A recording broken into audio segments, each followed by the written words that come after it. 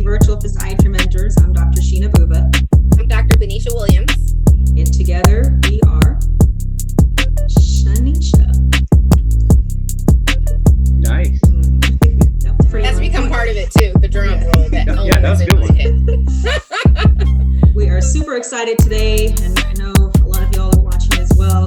We have a student, Dr. Justin Owens. He is a fourth-year medical student at the Philadelphia College of Osteopathic Medicine. And just like many of you guys, he finalized his rank list the other week. Everything's submitted, and so we figured let's have him on and kind of talk to us about this crazy interview season that recently has wrapped up. So thank you so much for joining us, Justin. Thank you. I know it's so Yeah. weird because I'm super excited to hear about it because I feel like we're so detached from it, so I'm like, oh, I want to hear how it went. So I got an opportunity to meet Justin in person when he came down to our office and rotated with Dr. Omar Salad. And everyone in our office was super impressed with him, and we're excited to have him into the field of physiatry. So Justice, tell us a little bit about yourself, where you're from, a little bit your undergrad training. I know you had a life a little bit before, so tell us a little bit about that. Yeah, that's right. Well, yeah, thank you guys so much for having me. I'm just so excited to be here. Thank you for the opportunity to talk with you guys. So for anyone I don't know, I'm Justin Owens. I'm originally from Reston, Virginia, which is right outside of DC. It's Nova, Northern Virginia. And I went to undergraduate at Virginia Tech. My degree then was human nutrition, foods, and exercise, which for our intents and purposes was basically like the pre-med degree. And while I was there, I actually got my EMT basic as well. I knew I wanted to practice medicine. And so in talking to some of my friends, they said, oh, you should go be an EMT, get some patient care hours. I said, sure, no problem. I'll go do it. Where do I sign up? And then 3 years later, I was working as an EMT. And then while I was there, I saw a lot of my friends working part-time in the ER as ER nurses. I said, ooh, that actually looks kind of fun too. Let me go see if that's for me too. So I went and I did the whole nursing thing. And I'm glad I did because I met my wife. So I have to say that every time. And my wife's wonderful. But anyway, so I did the nursing thing for a while, but I said, my whole goal was always to be in medicine. So, I applied and got in and eventually found my way to physiatry and just submitted my rank order list recently. So here we are. Yay. So exciting. All right. I don't want you to feel like you're on another residency interview, but can I just tell us a little bit about why you went into PM&R and what made you, decide to join this field? Sure. Well, I had all kinds of small exposures up until, probably my third year. And I'm one of those people too, that I thought I knew what physiatry was. I actually thought it was like sports medicine for a long time. But it really wasn't up until my end of my second year that I really realized that it's way more than that. And there's so many different ways you can take your career in physiatry, so many different things you can do with it. And in my clerkships, interacting with different physiatrists, the hospital and other places as well, I said, wow, this is a really cool field. And it looks like a really good fit for me.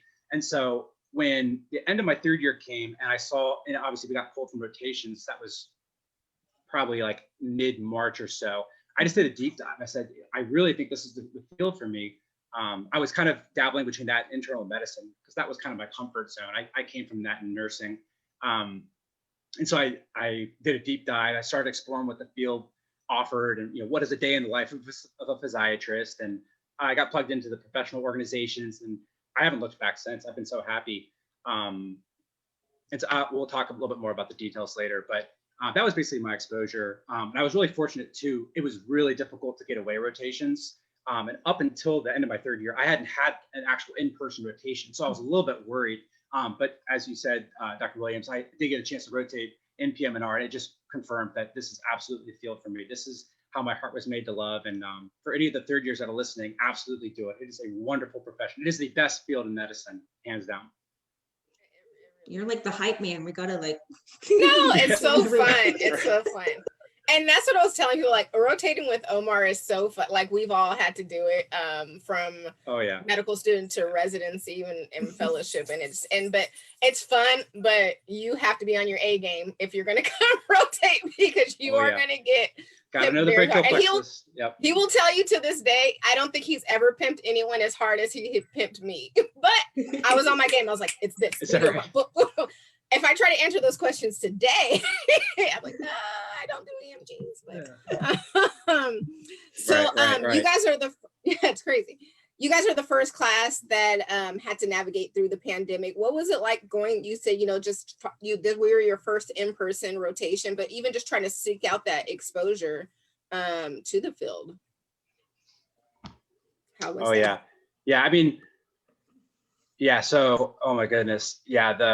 So are you talking about like the experience of the virtual track, or are you talking about just exposure to like the way rotations? Of both, really. Like, like how was Both. it just trying to even find rotation? I know you're really active on social media, which I'm sure that probably helps some, huh?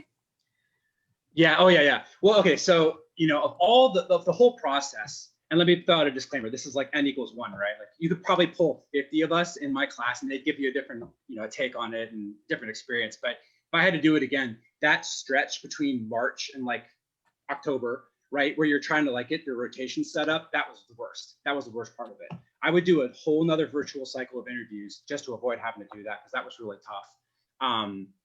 When we got pulled, I think initially a lot of the schools were kind of like, oh shoot, what are we going to do with all these students? We need to give them an education here. So there was a lot of scrambling in the beginning. And so I think for probably the first 2 months or so, the rotations were kind of like, hey, this is all we have to offer. Please go to VSAS, see if there's anything on there. See if you can find anything that can kind of fill these couple of months. And then after a while, at least for my school, they offered a whole bunch of virtual electives that were really good. And so I did a couple of those throughout the summer. And then to the point about social media, I was actually very reticent to get on social media because I'm not one to like kind of broadcast myself very much. I just kind of stay away from it for a long time. But I was encouraged. He said, get on Med Twitter. It's different. You got to do it. All the PM&R doctors are on it. You can learn so much about the field, especially someone like me who at that point I was really trying to do a deep dive. I said, sure, I'll do it. And so it took me a little while to kind of figure out how Med Twitter works and what is a retweet and quote tweet and all that stuff. But I think I got the hang of it finally, and it's definitely worth it. Absolutely worth it. If anyone's watching and isn't quite sure, absolutely do it, because it's a community, it's a network. You can meet so many cool people in your class. Obviously, you can meet tons of phenomenal physiatrists, and at least during that time, for me, there were all kinds of lectures and everything was going virtual, and so I could just sit at home and get on Twitter and, oh my goodness, this webinar is coming up. Sure, yeah, I'll watch that. I have an hour. And I had a lot of flexibility with the lectures that I had to watch. So the timing wasn't ever an issue, right? Oh, noon lecture? Sure, no problem. I can just pause my current lecture and come back to it later. So there was a lot of wiggle room in the very beginning. And again, at that time, everybody, all the professional organizations, even outside of physiatry, they were just saying, hey, let's just, help everybody out here. Let's keep everyone engaged. Go watch this. This is free, no admission, whatever. Yep. And I'm so thankful for that. I learned so much, and especially the AAP. They actually came out with like a new series. Dr. Sterling Harding was the one that kind of headed that up, and that was phenomenal.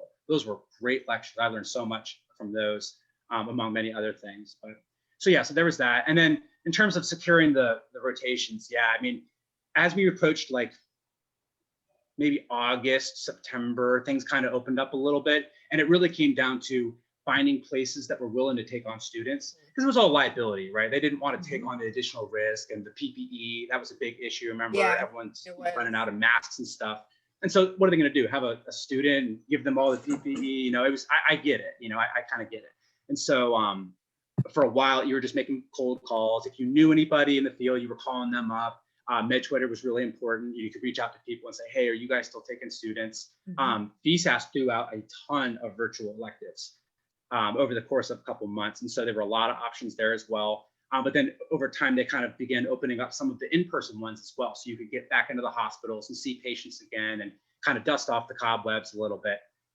So it did get a lot better towards the end. But yeah, so again, I would not do that again. That was tough.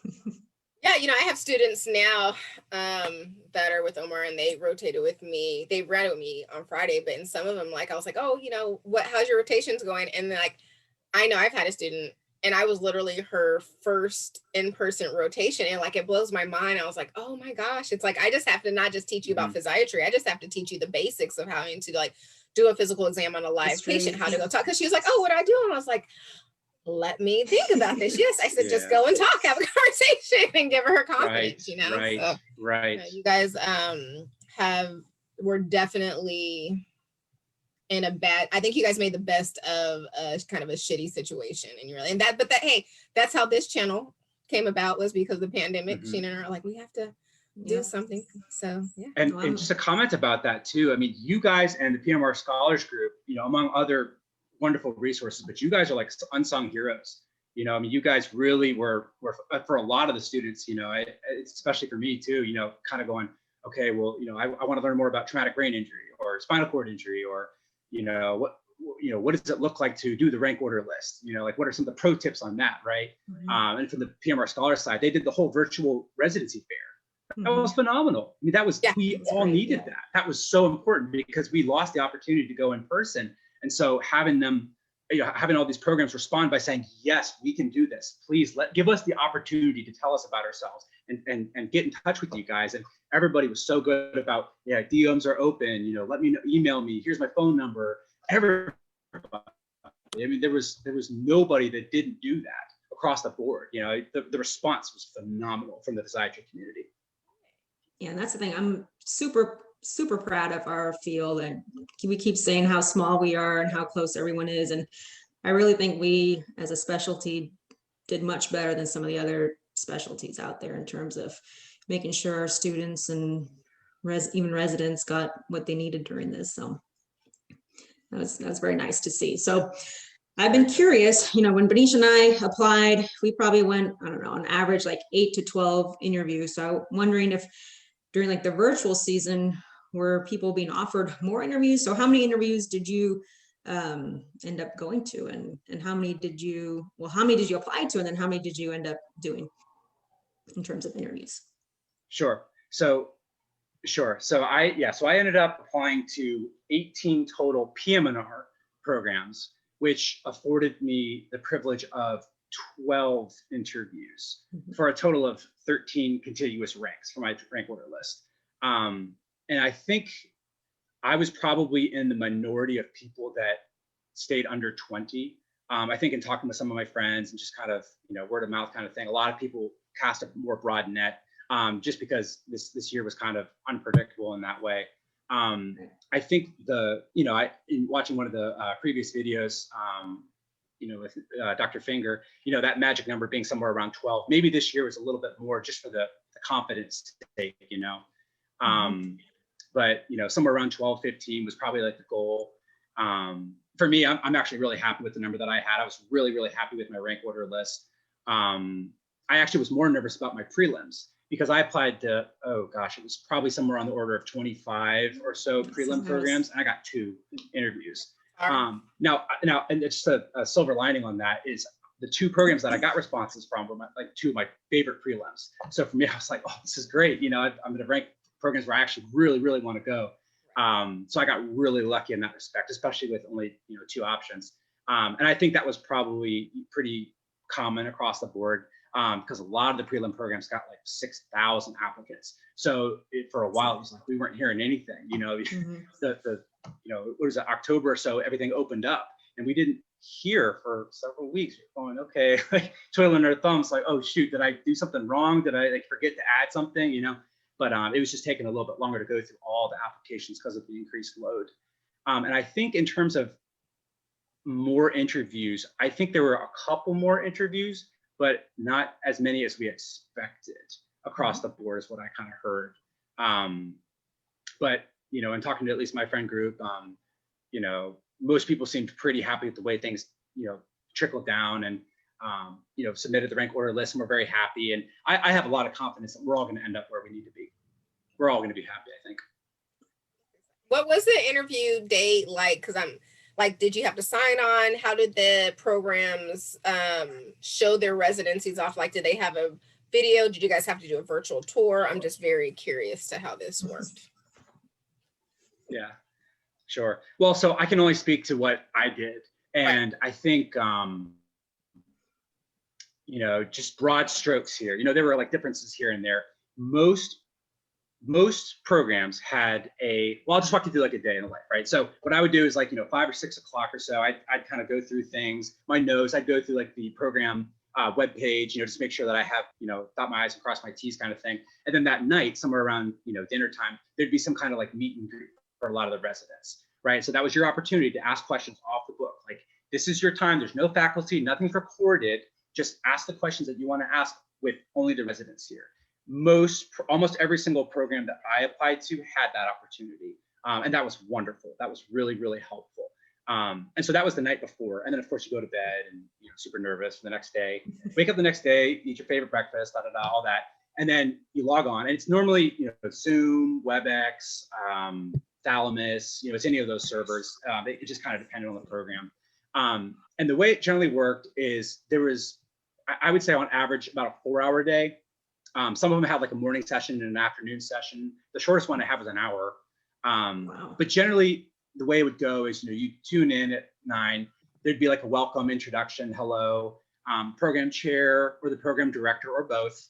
And then there'd be like a overview of the program from the chief residents. And that was sometimes a video. Many times it was just a PowerPoint presentation that they went through.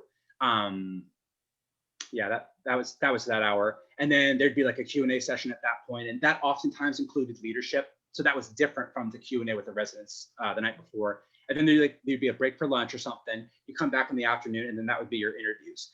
And in my experience, that was probably anywhere between 3 to 5 different personalized interviews with 15 to 20 minutes or so, sometimes a little longer. But that was a typical day. And then in the end of the day, if you weren't dismissed at that point, there'd be like a wrap up with the program coordinator where they were going through, housekeeping items, parking, stipend, benefits, all that kind of stuff that's not always covered very well in the other parts of the presentation. And sometimes there was a virtual tour, which was nice. And that was often a video. It wasn't like somebody had an iPhone up, with a camera, they were walking around the hospital or anything like that. Most programs actually had videos. Yeah, right. So that was pretty much how most of my days went.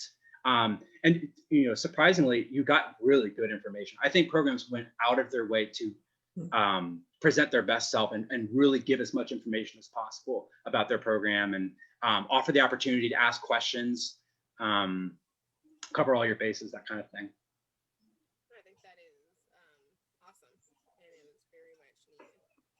Can't hear you. Oh, can't hear me? I can't hear you.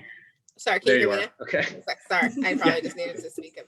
No, I think it's amazing because it sounds like it's pretty much how a normal interview would be if you were there, right, Sheena? Like you would go in the night before, you would have your dinner with the residents, and then you would go in, they would do the PowerPoint presentation. You might go on like a walking tour, but I think that is one thing for sure that it's good that came out of it is that you guys saved thousands of dollars going on interviews. Literally. Oh my goodness. Thousands. Yeah. Oh my goodness. Yeah. I was just going to say too, just another comment about the experience too. I think a big fear that we all had in going into this was going to be the crying baby or the loud neighbor yelling with their spouse or the dog barking or the train going by, stuff like that. And, definitely that kind of stuff did happen. Like you'd come in and, you'd log in and you'd be like, oh, shoot, have to casually fix the camera and overshoot. Oh, there's my ring light. Oh no, fix quick. Uh-oh, now you muted yourself. Oh, you're muted, Justin. I think he's doing that on purpose. I know, that's what I'm saying. Yeah. It happens every time, yeah. And so we were always so scared that was going to happen, but it happened so many times. It happened every interview. Something like that happened, and it just became part of it. You laughed about it. Nobody ever judged you. It was always kind of humorous, Somebody's internet cut out, it happened across the board. But everybody was flexible. Everybody had a good sense of humor about it. It was fun. It was really fun. Were all of your interviews one-on-one, or did anyone have a panel interview via Zoom? I think I had one or two panels. That was not common, at least with the places I interviewed. I'm trying to think about when I interviewed. I think maybe once. I don't think I had any panels. I think like a couple of residencies, it was like maybe two, like the chief residents would interview together. I think I had that a couple of times. Yeah. I did have that. The problem with the panels on the virtual format is you have to be really careful with who's talking, because otherwise you get that, you know, we're both talking, you first, you know, that awkward stepping on each other's toes verbally, you know. That was common. And again, it's funny. It's just, you kind of laugh it off, you know, what are we gonna do? But yeah, so it wasn't too bad, but just a little bit of, you know, expectation management. Yeah. So we kind of alluded to this already. So we had talked about, you know, Benecia and I, we started Virtual Physiatry Mentors at the beginning of the pandemic. Benecia reached out to me and was like, hey, we got to do something for the students here. They're not going to have as much exposure. And so we came up with this format here, and it's always nice to work and bring back Shenisha. So our year anniversary should be rolling around here. Yeah. Well, yeah, we'll have to look and see like when was our first post or our first video. Yeah. We'll make something.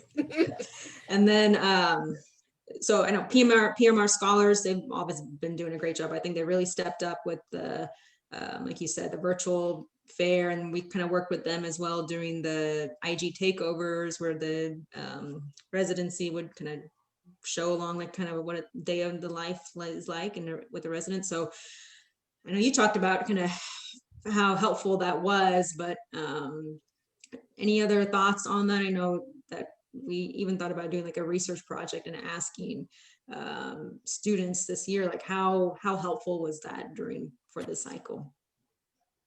Oh, I would. I would absolutely pursue that, because the reason why is because I think you'd get a good response. Because I think a lot of students really benefited from your videos, and also from that, you know, the spotlighting the programs, the day in the life kind of thing. Again, I think a lot of people were looking for the intangibles, right? And so, yeah, I can read the PDF the night before, and, you know, I can listen to the PowerPoint, but it's more about like, how are you interacting with one another? Like, how do you treat each other? Like, how do you treat me? How do you talk with me? You know, seeing that kind of thing, like when somebody walks into the hospital, and, you know, there's like patients walking by, and like, this is where we park, and this is our resident lounge, and this is where we, you know, chart, and, you know, all this stuff. That's the kind of stuff I think a lot of people really wanted this year, because we can't go see it in person. And so that kind of, at least for me, you know, this is probably me talking for myself, really, really appreciated that. It was good information, because a lot of the programs that you guys highlighted were programs that I applied to. So, you know, if you guys do a research project, I think you'd get a very good response. I know, we talked about it, but both Sheena and I hate research. We're like, we got a research project for you, Justin. We don't want to do it. Oh, dump it on me, right? No, I'd be happy to help PM&R out. guys. Yeah, I mean, We'll talk. Yeah. PM&R scholars. Okay. Yeah. Hit me up. So what takeaways, advice do you have for the third years students right now who are getting ready for their upcoming interview season? Because we don't know. I do think that virtual interviews, I would not be surprised if they stay. Don't you think they'll probably stay? Because I think they have maybe more of a reach for people in the cost. But yeah, what takeaways do you have for them for when they get ready for the year and just getting exposure? And I had the same suspicion that there was going to be virtual format for this upcoming cycle. And I was thinking about that, you know, knowing I was going to come on the show. I actually went out and met Twitter, and I said, hey, you know, what advice do you guys have for the fourth years given to the third years? And so for anyone listening, you know, find me on Twitter, and you can find the responses to that. A lot of them were more about like strategizing. So things like, you know, where do you put your ring light? Do you use a ring light? Where do you position yourself in the frame? Do you use a background? You know, those types of things. So I'd kind of direct everyone towards that. And at least in my experience, there were a ton of phenomenal videos on YouTube, besides the things that we've already talked about, you guys, camera scholars, tons of videos on that kind of stuff. The NRMP website is phenomenal. ERAS, you know, there's a lot of good information on that type of stuff, especially in anticipation of the virtual format having done this year. I think there's going to be a lot more too, just to prepare everybody. I think the colleges of medicine too will come down and say, hey, you know, these are some of the things that we learned. These are some of the complaints. Our class is going to get asked up and down about like, hey, what worked? Hey, what should we have done differently? What should be done better? That kind of thing. But in thinking about what I would recommend, I I try really hard to paint broad strokes here. And so I want to wrap up as much advice as I can into like 5 bullets. So the first one I would say is like, know yourself and be yourself. And really what I'm getting at there is like, you kind of have to like be honest. You have to know your priorities. You have to know your values. You know, again, I really thought that the video with Dr. Nicolette Finger was really phenomenal. She covered that really well. So I would say listen to that video because she covers that very well. She says it better than I can. So I would absolutely say, know who you are, know what you want out of a residency program, and then use that to kind of tailor where you look if they're going to meet your needs. You know, if you have a very specific interest, you know, pain medicine, pediatrics, TBI, that kind of thing, you want to know that up front. And then you can kind of guide your search at that point. But then the other part of it too is with the virtual format, you know, the temptations is going to be that since there are such few interactions, because everything's kind of streamlined into 4 hours, give or take, you're going to want to kind of like say as much as you can that is going to be well received. And, oh, you know, I know this program is big on TBI, so let me see if I can highlight some of my TBI interests and stuff too. Make sure that that's honest, because I think the genuineness of the applicants is pretty obvious. So if you're not very genuine about an interest like that, if you're just saying it because you know it's something that they might want to hear, I think that will be very obvious. So just be very careful with that. And again, it's good advice. That's how you should approach everything in life. Know yourself and be yourself. That'd probably be the first thing. Second thing I'd say is just lead off with your best foot forward. And what I mean by that is I kind of alluded to it earlier, but like make your favorite breakfast in the morning, right? And like make your bed, you know, put on your favorite shirt. One of the things I did is I wore, for the guys listening, I wore a tie that matched the colors of the program that I was interviewing with, because what that says to them is that I'm thoughtful, right? You know, I know what their colors are, and you know, I care about them, right? I want them to see me in their colors, but it's also that, you know, I'm kind of trying it on, and I'm telling them like, okay, for this day, I'm trying on this program to see if this is the right fit for me, if this is going to meet my needs, and if I have something that I can give to this program, right? Because it is a two-way street, right? Like you're interviewing them just as much as they're interviewing you. And I think sometimes we lose sight of that. So just keep that in mind as you're approaching the virtual season, third years. Lead forward with your best foot forward. The third one is like near and dear to my heart, but find good mentors and use them. All right. And what that's going to look like for this year is probably going to be us, the fourth years, because we're going to turn around and be your mentors because we just did it. Right. So, you know, whether it's a student, like a peer mentor, or if it's like a physician mentor, absolutely 100% you have to do that, because I think it was D.H. Lawrence who was the one that said it. The mind doesn't know what the mind doesn't know what the eye doesn't see, right? So if you don't know to look for it, or if you're not aware of it, then you wouldn't see it, kind of thing, right? So, and a lot of times it's used in reference to like zebras, right? Like Turcotte syndrome or street syndrome, right? Like you don't know what that is, even though it's right there in front of you, unless you know academically what it is, right? So the eye doesn't see what the mind doesn't know. That's what it is. Sorry, I got my words jumbled up. So find those mentors, people that are going to give you good advice, and use them. Ask them lots of questions. Give them your CV, give them your personal statement, have them read it, have them give you some good candid feedback, not just telling you what you want to hear, make you feel good about yourself. You know, they kind of have to stretch you a little bit and say, hey, you could word this better. Hey, I think you could probably leave this detail out and instead emphasize this, right? One of the things that I read on one of the YouTube videos I watched was when you're looking at your ERAS application, when there's a section on like extra information, just kind of like, you know, hey, if you just have something else you want to highlight, I mentioned conferences, and I had all these extra characters. I just kind of listed them. And this person, I forget her name, but she was saying, use that space to talk about what you learned in those conferences. I would have never thought of that, right? And I guess you don't even think that you can do that, right? Because part of it's like, oh, it's a professional application. Like, can I say that? Like, it doesn't say I can't, right? We have that knowledge, and we can tell you guys about that. So that would probably be my third point. And also, if you don't have a mentor, the AOC PM&R and the AAP also have mentorship programs. So reach out to me. I'm actually one of the co-chairs for that. And actually Diana is as well. Both of us can talk to you guys about that if you'd like, or the AAP, whichever one, for like a formal mentoring process. The fourth one is just do your homework. And the reason why I say that is because a lot of information can be gleaned online. And I don't know if the PM&R Scholars is going to keep up the virtual residency fair videos. I don't know. They might close. I don't know.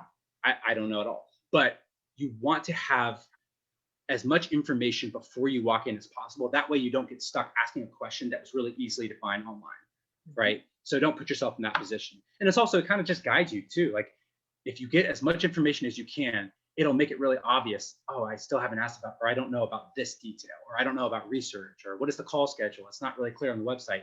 There's your questions, right? That's the stuff you actually want to know about. So you're not wasting time during the interview asking questions you could have gotten online, right? It's kind of streamlined in the process. So be efficient in that way. Do your homework. And the last thing, like I said earlier, is just be flexible. You know, have a sense of humor. You know, stuff's going to happen, right? You know, your ring light's going to fall on you funny, and it's going to cut out, and your internet's going to be, you know, poor, and that stuff happens. You roll with it, you know, and especially with things possibly changing with variants, you know, possible lockdowns again. I don't know.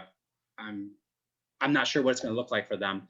Whether it's going to be even 100% virtual or some in person, I don't really know. But what worked for us was being flexible. And what I would extend on to the next class is you guys need to be flexible as well.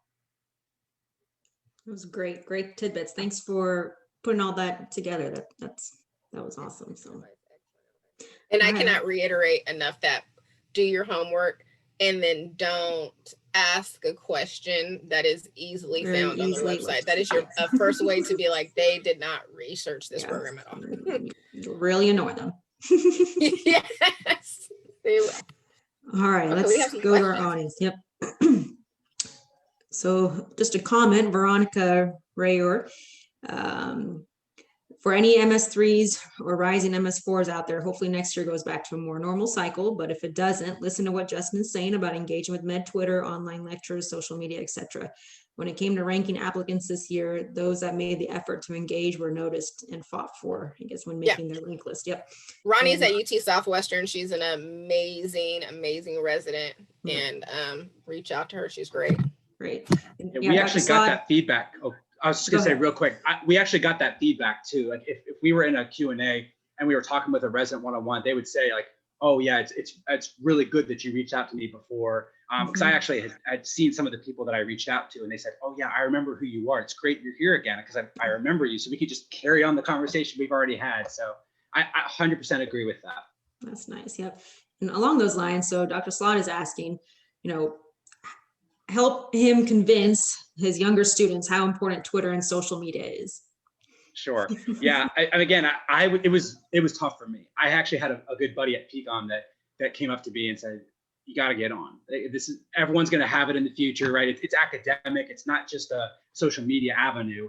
And I didn't really get it until I kind of got on and said, this is phenomenal. Because it's more than just, you know, going on there and tweeting your thoughts. You know, it's a community. It is a community. And in fact, I've actually heard of a lot of the residents putting their Twitter handle in their CV, up where the address is and their name is, because they want people to see, like, this is how engaged I am, right? You go on there, and I kind of alluded to this earlier, but you find out about conferences, and the conferences have a hashtag. So you can click on the hashtag and see what people are saying about this lecture. Hey, I really enjoyed this speaker. Oh, let me go read about that speaker. Boom, go to their profile. That could be a possible mentor. That could be a possible contact, right?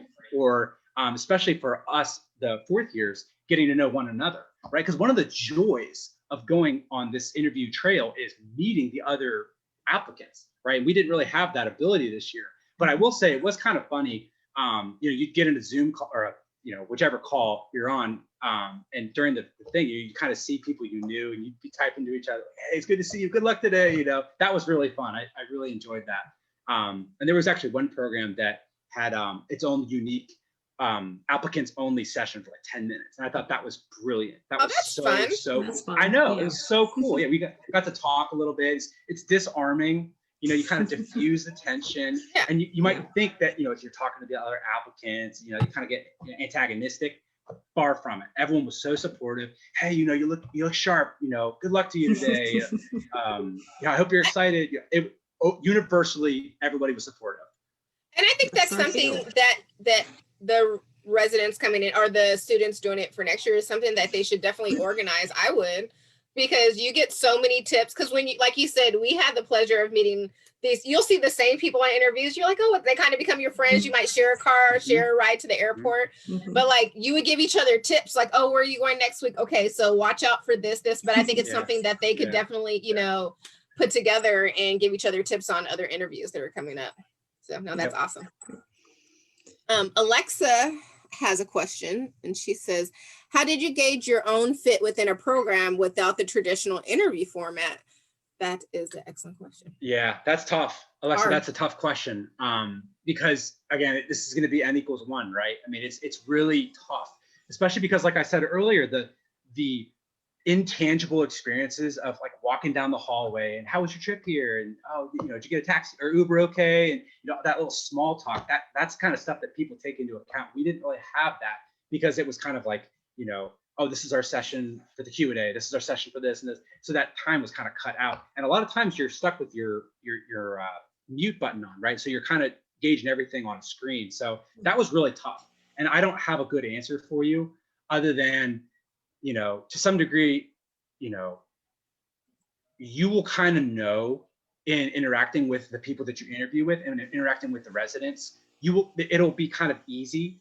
And you'll find that not that it's hard for any program, or not that it's hard in general, but just, you know, you'll find that it's perhaps easier. You have a little bit more in common with certain people, and even some of the faculty, just the way that they engage with you and they show interest in you. If they've read your application and they say, oh, tell me about this because I care about it for these reasons, or, you know, I've seen this before and I want you to tell me more about that, right? And you create a connection. You know, it's not just creating a connection, it's creating a relationship out of it, right? So when you talk about fitness, it's not just a connection, because a connection is I'm following that person on Twitter. That's not a relationship, but it is a connection, right? And so I could say that I have a connection with a lot of the people that I interviewed with because I saw them multiple times, but I only have a handful of good relationships, if that makes sense. Right. So, but you want to, but my point where I'm going with that is that you want to be trying to do that with the people you interview with. Right. So if you can find common ground and you can just really make it clear to them, like, this is really cool. I'm glad you share this interest with me.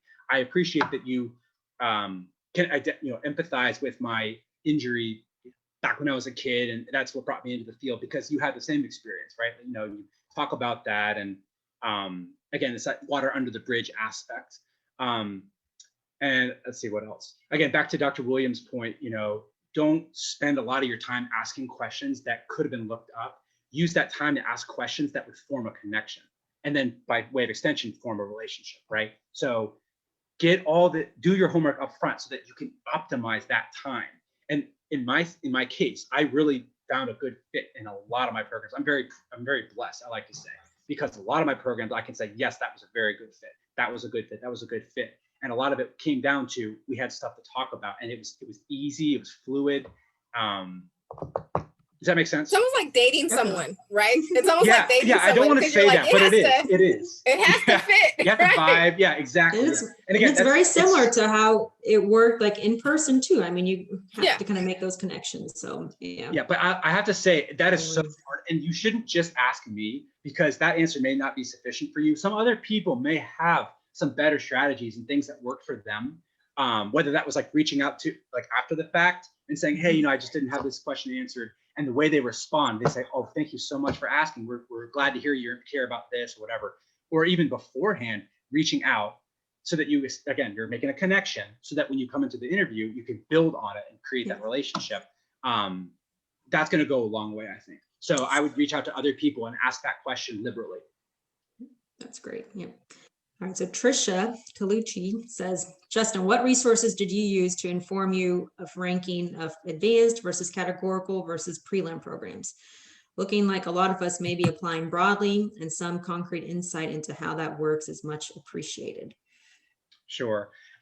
So just to clarify for those that may not know, when you apply to a residency program, you have the option of doing an advanced program or categorical, right? So the advanced programs are 1 and 3. And the categorical is a 4-year program. What do I mean by that?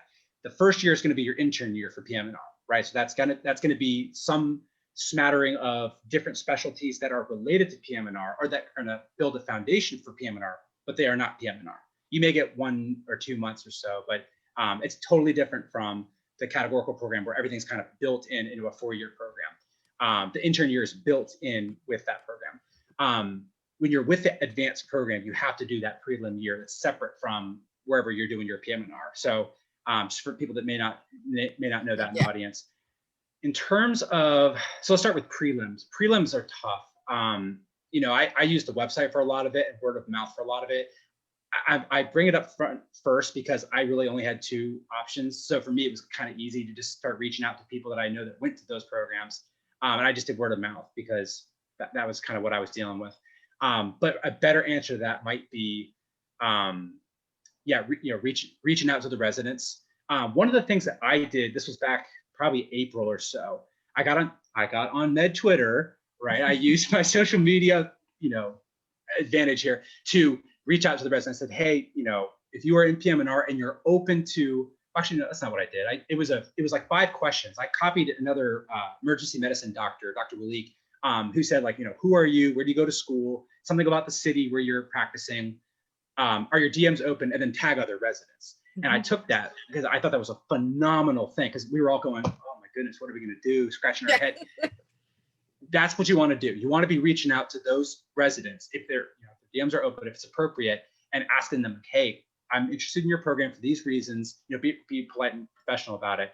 Can you tell me more about X, Y, Z?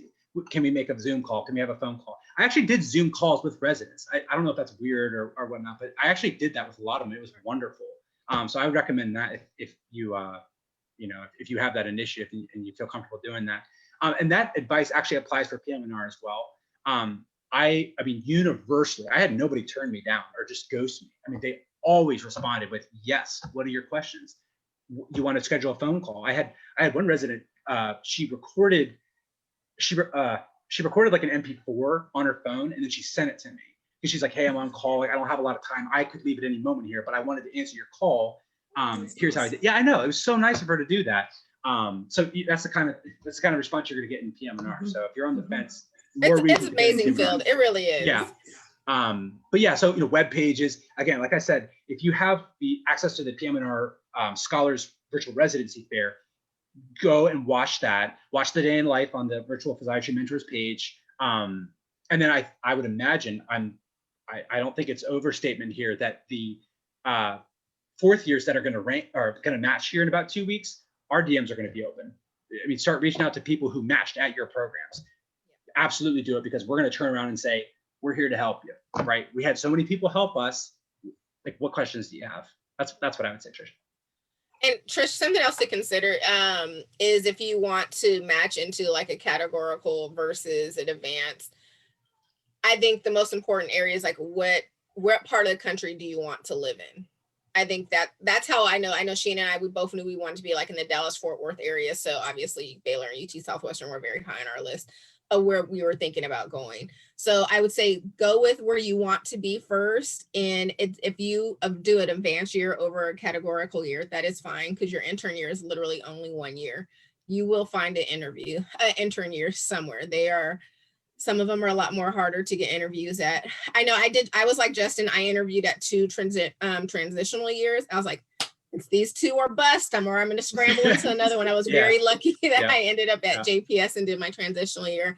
But I planned it like that because I was like, either I'm going to go here or here, or I'm just going to be somewhere for a year, knowing I'm going to hopefully get to come back to the Dallas-Fort Worth area. So go off of your primary specialty first and foremost, and know that your intern year it's only a year. Sheena went across the country. Yeah, I went to Brooklyn for my intern year, but yeah, which was a fun experience. Right? I went and that was the first time we met in person, right? I mean, it was like before. Remember we had that dinner like after we matched. Oh, that's right. Yeah. The Shanisha, the beginning of Shanisha. But I mean, we even made a post about this, right? Even say if you don't match in your first or second or even third program, it's okay. Like you will be fine. There are great programs everywhere. If your program is lacking in something, there are mentors that will be found like anywhere in any program. We are happy to kind of help you with that and kind of facilitate that. As you can see what Justin's saying, like our field is so small, we go out of our way to help people. You will be fine. So I know there's a lot of emotions. Yeah, there are a lot of emotions that happen on match day, and you may be like, oh, this is not where I want to go, but you will be fine. Yeah. You will be fine. We got some more questions, huh? Okay. Yes. All right. Preethveer says, is it important to make a new professional Twitter account, or is it okay you use your current Twitter account that mentions other social interests? I think that depends on what your social interests are. Right. Like, what have you been posting? Right. Yeah. Right. And what your name is, it shouldn't be like Cash Money to And you can change your yeah, you can Yeah. if your account is like, you know, appropriate and everything, you can always change your handle to something more appropriate as well. You know, I think mine was like Sheena Bhuva, and I changed it to Sheena Bhuva MD. Like, yeah. Even though, and I did have to, speaking of Twitter, I haven't been on in a while. I need to jump back on, but I had to blast Thrifty Rental Car. If you saw me on there, I was pissed off and they charged me $700. Hopefully it'll get resolved. Yeah. But the safest thing is definitely kind of having a separate account if you're worried about that. If it's questionable, just do a new account. Yeah. Agreed. Ditto. Start fresh. All right, let's see what else we got. Great questions, everyone. Oh, this is just a sweet note. Andy Kramer says, whenever I saw Justin on the interview trail, he would shoot me a text saying good luck. It was so great seeing a familiar face. He's giving awesome advice. And I will say Andy was also a phenomenal student. If you guys get a chance, he is thank you. Wonderful. He gave an excellent lecture. You both gave excellent lectures to us. So if you come rotate at our office, you will have to give us all a lecture. And they both gave phenomenal lectures. So Andy, thanks for showing us support. Thank you. Thank you. That's very nice. All right. Any other questions? Omar says, and don't get your Twitter hacked, as Omar's has been hacked. Oh yeah, I don't know if you guys.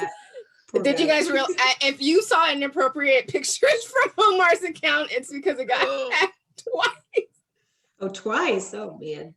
He's like, when he called me, he's like, can you get on Twitter and see what they're showing? I was like, stuff you would never post. He's like, will you let them know I'm hacked? I was like, I will. Will you let them know? So funny. Did we hit everything? I think so. For some reason I can't scroll up anymore, but I can scroll up. Let's see. Omar gave wonderful. He's saying, ask Justin how he became so eloquent. Oh, this is a good one. He was asking how to get involved with something like PM&R Scholars or something online. I know that PM&R Scholars right now, they are forming a committee, and you can apply to be on the committee. I saw that. Yep. If you know, do you have any more insight into that at all, Justin? Probably not more than you do, but absolutely reach out. Yeah, I know they're eager to kind of expand because they have so much more work to do now. You know, it kind of started grassroots with a couple of the residents, and I mean, it blew up this year. I mean, everybody knows about PM&R Scholars now, so I think they're eager to have people take on a couple different roles. I think there's at least 3 as part of the committee, I believe, that you can apply for. Somebody may have to correct me on that, but yeah, just reach out to them. You know, as far as I know, the applications are still open. But yeah, they'd love to have, talk with you guys about that. What about getting involved in, you're part of the ACO PM&R? Okay. How do students get involved with that? So for our student council, those positions just closed. So that door is kind of changed for the 4th years. But if you're interested, just follow along with what we're posting. And if you want to be a member, it's $25. You just go to the website. It's aocpmr.org. And it's on the students tab on the right side of the page. $25, and you have access to everything on the website there. Absolutely do that. I've really, really enjoyed my time with the AOC PM&R. I've learned so much. I've met a lot of really great people working on the student council. Diana's my co-chair, one of my dear friends. I've really enjoyed working with her. It's been a real treat, among all the other student committee members. And yeah, and then I should say too, the AAP is the same way too. If you want to get involved with the AAP, their leadership's transitioned as well. So, the vote sailed for that, but you can still get involved with them. Just reach out to their student outreach, and there's other ways you can get plugged in. And there's all kinds of academic resources from both of the professional organizations. So by all means, check them out. In fact, I think the AAPMR has a phenomenal student guide to the field. In fact, that was the first place that I went when I was kind of dabbling with IM and PM&R. I went there and I spent like 4 hours on the website just kind of going down rabbit holes because they have so much information on there. So if you have not done that yet, and if you're kind of on the fence with PM&R, I would say start there, because I think they paint the best picture, and they really have the most information there. And then my DMs are open too. If you're curious about mentorship, or if you're curious about the AOC, PM&R, and you just want to start somewhere, just find me. I'm more than happy to talk with you. All right, Benecia, should you do the honors? Let's do it. So we asked our famous question. Justin, if you were not going to be a physiatrist, what would you be? So is this not in medicine, or is this? You can do both. We get both. You can hit us with both if you have an idea. Oh, geez. I know. Well, also, we had another question pop up too. Okay, I'll be brief. Yeah, if it wasn't physiatry, I really liked family medicine a lot, and I liked internal medicine a lot. So probably internal medicine. I think cardiology would have been fun.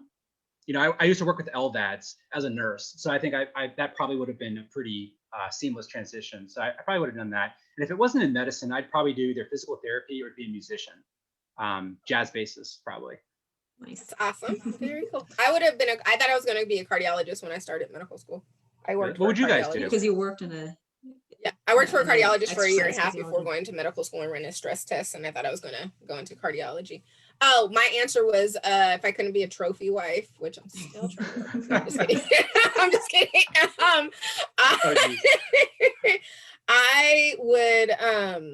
I said I would probably be something like in the beauty industry, like in makeup or something, just because I like that stuff. But Sheena has an amazing. Yeah, mine was I would just plan people's vacations. I'd be a travel agent and day by day itineraries. I'm your girl for that. So listen, if you have a place you want to go, and if Sheena has been there, ask her for the itinerary. She will tell you where to go. The best thing she's done. It's been thoroughly vetted and researched, so it's going to be a phenomenal trip. So. Right. Rachel Wellbell, she reached out to me the other day asking about Bora Bora. So. Oh yeah, she's good. Oh yeah, because she's yeah. It's good. All right, last question here. Emily Rothermill says, do you have any advice for how best to prepare for an away rotation during fourth year, given that many of us will be limited to one away this season? Yeah, I do. I would not put too much pressure on yourself, because if you go into it thinking this is my one shot, like I have to perform, like I got to do this, my watch, you're going to spin out of control. So relax a little bit, right? Like, yes, it is important, and you really want to, like I said earlier, lead off with your best foot forward, but it's not the end of the world, because I think programs are going to know that there are tons of factors that go into that one program that they're picking, right? So just because you didn't do an away rotation at their institution this year does not mean that you're not looking at them very seriously, and that they're not your first choice kind of thing, right? So take some of the pressure off yourself so that you can perform as best that you can. In terms of the actual prep, I thought the what's it called, Pocketpedia for PM&R was really helpful. It's so concise. It's only a couple pages per topic. It's only a couple chapters. That was phenomenal. Another one too, if you want something. Yeah, there you go. Yeah, please get it. Yeah, and then the other one too, if you have it, Sheena, is the Look how. Yeah, look how, that's like, good. My cover fell off. Mine's somewhere. Yeah. My cover's off of it. So yeah. The top 100 secrets is really good too. I highly recommend that one. There you go. This is like a. How do I know? Yes. Look at you. My books are in my office, but I would be like, yep. Yeah. I really think so. Now that one's a little bit more of a deep dive. It's more like question format, so question answer. It's good though, because you're going to get your those anatomy questions. too, I think. Yes, that's good. That's a really good one as well. Because for PM&R, you got to know your anatomy, especially when you're doing like ultrasounds, or if it's an interventional suite, you got to know that stuff. I would say to be prepared and know how to do a good MSK exam and neural exam. Adding in things like Hoffman's reflex and looking for clonus, and if you're an osteopathic physician, just knowing some of the quick testing that you learned for somatic dysfunction, things like that. Brush up on that stuff and be ready to have it right on your tongue, so that you're not like kind of thinking, oh yeah, I remember, what was the name of that again, the fasciculation, is that what it's called? Fasciculation? And know why you're doing the Fasciculation, exam, right? You know, Right. yeah, I think, and know when to do it and why you're doing it. 100% agree. Yeah. absolutely. I would also, again, like I don't want to take a whole lot of time answering it, but I ask a lot of people because different people are going to give you different answers to that. That's probably my best advice. Take the pressure off, do your homework with reading those books, and then have a very good neuro and MSK exam. Probably if you do those things, you're going to do well anywhere you go, basically. I think practice presenting, right?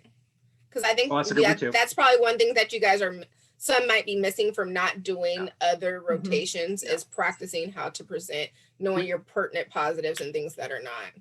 Yeah, with that, do your presentations the same way, the right way every single time, and you'll never screw up. And you have to be systematic with it, right? So put the right information where it's supposed to go, right? And when you're talking about the HPI, unless it's like it's a dramatic, interval event, put the other information where it's supposed to go down the line. If it's a lab value, or if it's an imaging result, or if it's a physical exam finding, as excited as you are to present it because you found it, you want to put it in the right place. That, at least in my experience, that's something that I found really common was your presentations are good, they're organized, but some stuff is kind of in the wrong place. And you just want to get it to where it's systematic, organized, it's the right information, and it's done the same way every time, and you can't miss. Great. Well, Justin, it has been a pleasure. Yes, this was awesome. Thank you guys so much. You have dropped so many pearls. I think hopefully everyone out there. I hope so. I hope so. No, yeah, this will definitely be a video that will be pinned. Very good. Yeah. Well, thank you guys so much for having me. This has really been a treat. And I'll just throw it out there one more time. If any of the third years are listening and they want somebody to talk to, I would say have a low threshold for reaching out to any of us in the fourth year, but especially me. You can find me on Twitter. There you go, Dr. Shalad, right? Easy way to find these on Twitter. And my email too, if that would be more convenient, is justinow@pcom.edu. And good luck to everybody. What's your Twitter handle? Justin Owens BSN is I think what it is. Yeah. I think we have you tagged. We have you tagged in the post. So if anyone wants to reach out, you can find them on there. So thanks again, guys. Justin. This was great. Yeah, this is great. You guys, thanks for always showing so much support and following us. If you have any specific topics you guys want us to talk about over the next year, please hit us in our DMs and let us know, and we will do our best to try to make it happen. You can find all of our past posts on our IGTV, our YouTube page, Spotify, and iTunes, all thanks to Dr. Hayden, who puts it on for us. But yeah, we'll be back soon, and we'll see you later. Bye.